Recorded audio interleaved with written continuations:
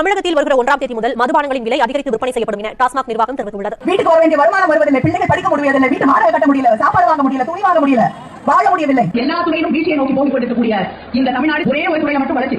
அது எது?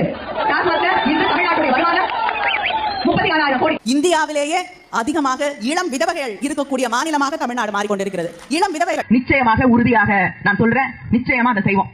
திமுகவுடைய முதல் கையெழுத்து மதுவிலக்கிற்கான கையெழுத்தாக தான் தலைவருடைய முதல் கையெழுத்து. மதுக்கடைகள் 10 மணிக்கு அப்புறம் மது விற்பனை இல்லைன்னு சொல்றாங்க. ஆனாலும் அதற்கப்புறம் 11-12 மணிக்கு கூட விற்கப்படுகிறது. நிச்சயமாக திமுக தலைவர்கள் அவர்கள் குடும்பங்கள் நேரடியாக நடத்தக்கூடிய மது ஆலைகள் மூடப்படும். நல்ல நேரம் யாரும் பார்க்கலங்க. மதுவிலக்கு கொண்டு வரப்படும் பொழுது நாங்கள் அந்த ஆலைகளை மூடுவோம். ஒரு நாள் டாஸ்மாக் கடைகள் இல்லாத தமிழகத்தை உருவாக்கக்கூடிய அத்தனை முயற்சிகள் திராவிட முன்னேற்ற கழகம் செய்யும். திமுக வந்து ஆட்சி வந்த உடனே முதல் கையெழுத்து வந்து மதுவிலக்கு இருக்குன்னு சொல்லிருக்கீங்க. போன தேர்தல் அறிக்கையில்